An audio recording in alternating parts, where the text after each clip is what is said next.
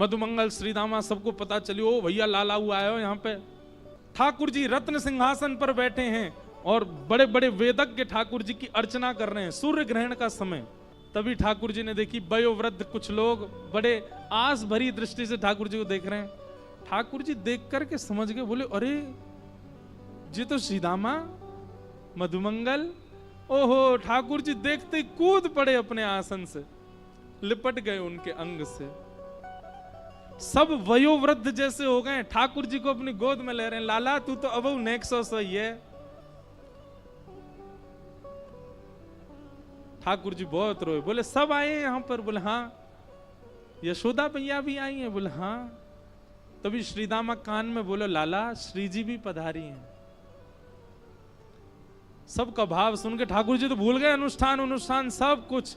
अब तो बस ठाकुर जी ऐसे छोटे बालक की तरफ बिलकने लगे, मोए मिलनो है, मोए मिलनो, मैया ते मिलनो, मोए बाबा के पास जानो है।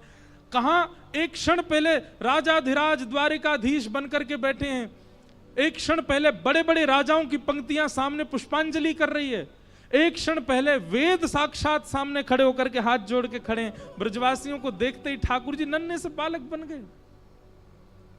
तभी यशोदा मैया आई, दो गोपियां पकड़ करके ला रही हैं। यशोदा मैया बहुत वृद्ध हो गई हैं, नेत्रों से दिखाई नहीं देता अब। ठाकुर जी ने जैसे ही यशोदा मैया को देखा, आज 100 वर्ष बाद यशोदा जी ने अपने लाला को और लाला ने अपनी मैया को देखा। ठाकुर जी लिपट गए चरणों से। मैया ने उठा करके अंक में भर लिया। ठाकुर जी से कहने लगी, मेरो लाला, मेरो कन्हैया, मेरो कनुआ, इतने दिनों बाद आज मुंह को मिलो। ठाकुर जी गोद में लेट गए यशोदा मैया के और वक्ष को बार बार यशोदा मैया के वक्ष पर हाथ रखने लगे। बोले मैया मुझे बहुत वर्ष है गए, बहुत याद आई, मैया तू अपनो दूध पिवाए दे।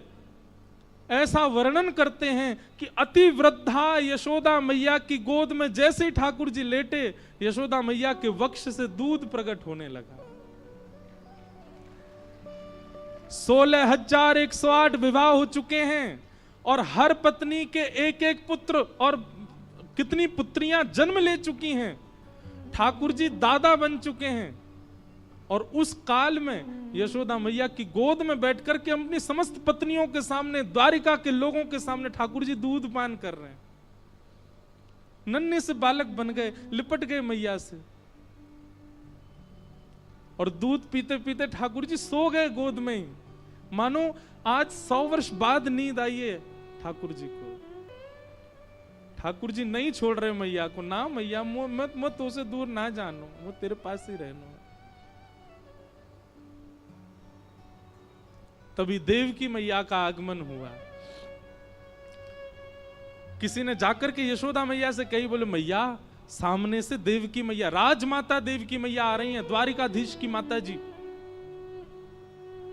देवकी मैया आ रही हैं। सुनते ही ठाकुर जी को तो पटक दिया मैया ने कोने और दौड़ करके गई और देवकी मैया के चरणों में प्रणाम किया। यशोदा मैया ने जैसे ही देवकी मैया ने देखी कि यशोदा जी प्रणाम कर रही हैं, देवकी मैया पौड़ गई चरणन में। अरे अरे बहन जी कहा कर रही हो तुम? यशोदा मैया बोली, ना मैं तो बहुत वर्षन से चाह रही आपके चरणन को धोवो, ऐसा क्यों कर रही हो? यशोदा जी बोली, बस धन्यवाद कहना चाहूं बहन, तेने हमारे ब्रज के प्राण को जन्म दियो। पालो मैंने, बड़ो मैंने कियो होगो, लेकिन जन्म तो तेने दियो, दियो तो तेने ही मोकू। यदि देवकी मैया तुमने कन्हैया नहीं दियो होतो तो हम ब्रजवासी कब के पधार गए होते, हम कहां पड़े होते, कौन जानतो, कौन पूछतो हमें। आप पूजनीय, आप वंदनीय देवकी मैया। नंद बाबा वसुदेव जी का मिलन हुआ। तभी ठाकुर जी के पास गयो श्रीदामा और श्रीदामा जाके बोलो, लाला देख समय ज्यादा ना है, किशोरी जी पधारी हैं, अपने शिविर में विराज रही हैं, एक बार दर्शन करे आ। किशोरी जी पधारी हैं, सुन करके ठाकुर जी तुरंत छुप करके वहां से निकल गए। यहां ललिता विशाखा आदि सखियों के मध्य में हमारी लाडली जी विराज रही हैं। और तभी बैठे बैठे अचानक बोल पड़ती हैं, ललिता जरा द्वार पे जाके देख तो, ऐसा लगता है शिविर के द्वार पे कहीं कन्हैया तो नहीं खड़े। विशाखा जी बोली, अरे नाय श्री जी, आप मत सोचो ऐसा, कन्हैया है कुरुक्षेत्र में ही, लेकिन वाकी तो बड़ी आराधना चल रही है, बड़े बड़े वेदज्ञ, बड़े बड़े ऋषि, बड़े बड़े महापुरुष वाक्य अर्चना कर रहे हैं, वो काय को आवे वो सब छोड़ करके। और हमने सुनी अभी सब ब्रजवासी भी वहीं चले गए, अब यशोदा मैया मिल गई होंगी, नंद बाबा मिल गए होंगे, सबरे सखा मिल गए होंगे, हम कहाँ याद होंगे वाकू, वो ना आवेगो। श्री जी ग्रहण को काल है, जाप कर लियो, प्रणाम कर लियो, अपना अनुष्ठान करके चले हम तो वृंदावन। श्री जी बोली, नहीं विशाखा, मुझको श्री कृष्ण के तन की सुगंधी याद है, और ये जो ब्यार बहती भई आ रही है ना बाहर से, वहां में वो सुगंधी अनुभव है रही है। तू जाके देख एक बार, कहीं द्वार पे श्री कृष्ण तो नहीं। ललिता जी ने जाकर के जैसे शिविर के पर्दे को हटाया, श्याम सुंदर घुटनों पर हाथ जोड़ करके वहीं बैठे। 100 वर्ष बाद श्री कृष्ण के वपुः का दर्शन करके, मुखमंडल का दर्शन करके नेत्र लाल पड़े हैं, नेत्रों से छोटे छोटे अश्रु बिंद ठाकुर जी के गिर रहे हैं। उस रूप का दर्शन करके समस्त सखियां एक साथ दंडवत हो गई ठाकुर जी के आगे, प्रणाम करने लगी। किशोरी जी के नेत्र नीचे झुक गए, कंपन प्रारंभ हो गया सबके श्री अंग में।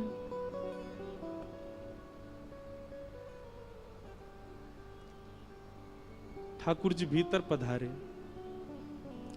किशोरी जी देख नहीं रही हैं ठाकुर जी की ओर, बस कुछ कर रही हैं, रखती कुछ हैं, उठाती कुछ हैं, कहीं चलती हैं, कहीं बैठती हैं, बेसुध सी हो गई हैं, बस नीचे निहार रही हैं, देख नहीं रही ठाकुर जी को। ठाकुर जी किशोरी जी को देख रहे हैं।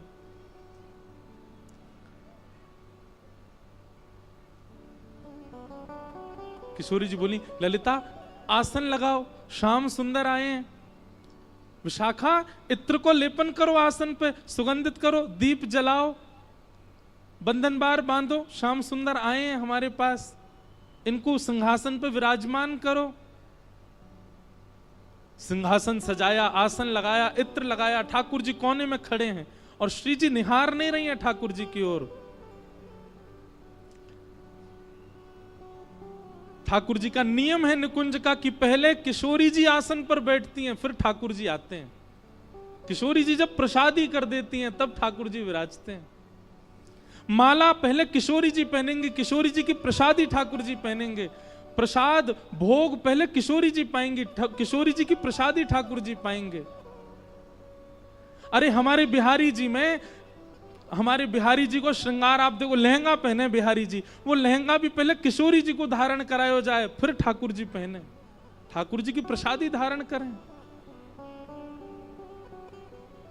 किशोरी जी विराज गई और जैसे किशोरी जी विराजी, ललिता विशाखा बोली, श्याम सुंदर आप आओ विराजो।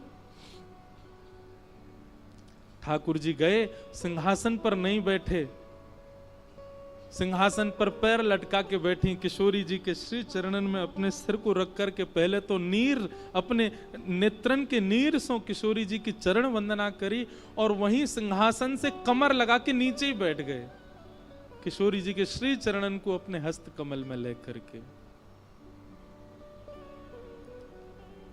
लाडली जी आप मुझसे नाराज हो ना, मैं जब से आया हूं आपने एक बार भी नेत्र उठा करके मुंह को देखो भी नहीं है। किशोरी जी कह रही हैं, श्याम सुंदर नेत्र भर के तब देखूं जब रुको, जब मुझे पता ही है कि आपको वापस जानो ही है तो फिर मैं क्यों देखूं दोबारा। इसलिए आपसे प्रार्थना, आप प्रसाद पाओ, आप जलपान करो, नेक देर पौड़ लो, ये सब सखी आपकी सेवा करेंगी। कोई जितनी देर आप विराजनो चाहो विराजो, वाके बाद फिर जैसी आपकी रुचि हो आगे प्रस्थान करो।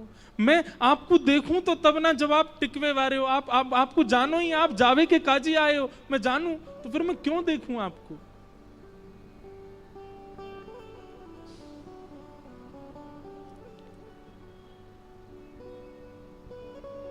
ठाकुर जी ने तुरंत किशोरी जी के हस्त कमल अपने शीश पर रखे, बोले मुझको क्षमा कर दो श्यामाजू, या संसार के उद्धार के लिए या संसार के कल्याण के लिए, कछु लीला संवर्धन के लिए मुझको ब्रज त्यागनो पड़ो, ब्रज से आनो पड़ो।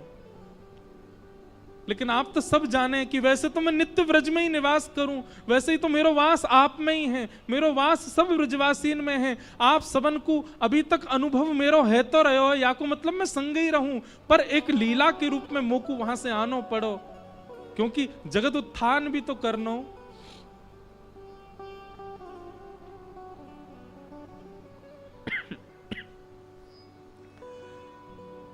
थोड़ी देर में ललिता विशाखा आदि किशोरी जी को सब समझाने लगी।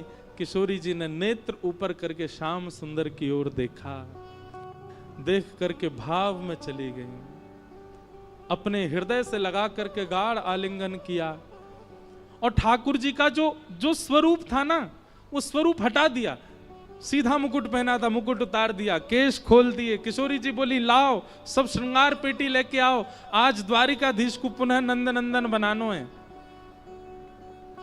सिर पर टेढ़ो सा मुकुट धारण कियो है, पत्रावली को सुंदर श्रृंगार करके श्याम सुंदर को ब्रज के जैसे नंद जी हैं, जैसे लाला हैं, वैसा रूप धारण करायो।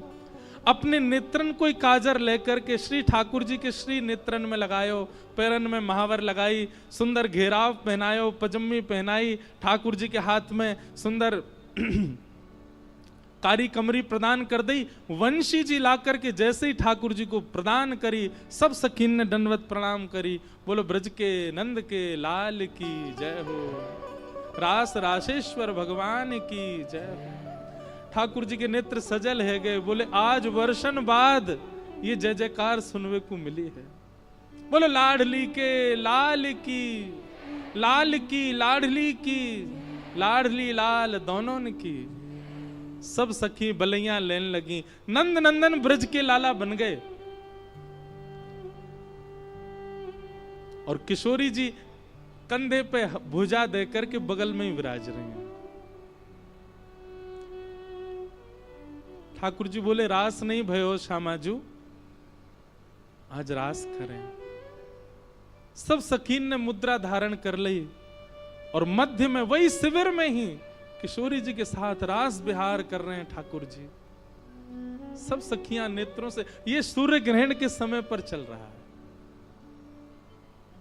रुदन करती जा रही हैं गोपियां, किशोरी जी ठाकुर जी सब रुदन कर रहे हैं, पर रास विहार कर रहे हैं, क्योंकि सबको पता है कि थोड़ी देर बाद ठाकुर जी को जानो है।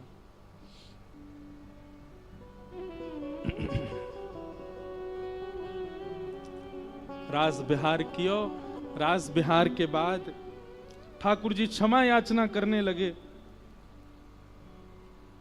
किशोरी जी आप बस मोको क्षमा कर दियो, कभी मोसो ऐसे नाराज मत रही हो।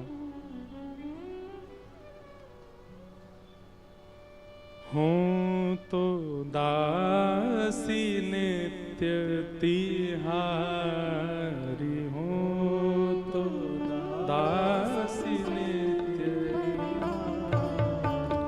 हो तो दासी नित्य तिहारी, हो तो बंधुओं ये पद श्री जी गा रही हैं। ठाकुर जी के चरणों में प्रणाम करती वही श्री जी कह रही हैं, हे श्याम सुंदर, आप कभी मन में ये भाव ये विचार मत लियो कि हम आपसे रुष्ट हैं या आपके प्रति हमारे मन में कोई भी क्रोध की भावना है। कभी श्याम सुंदर ऐसा भाव मन में मत लियो। और किशोरी जी कह रही हैं, हो तो दासी नित्य तिहारी,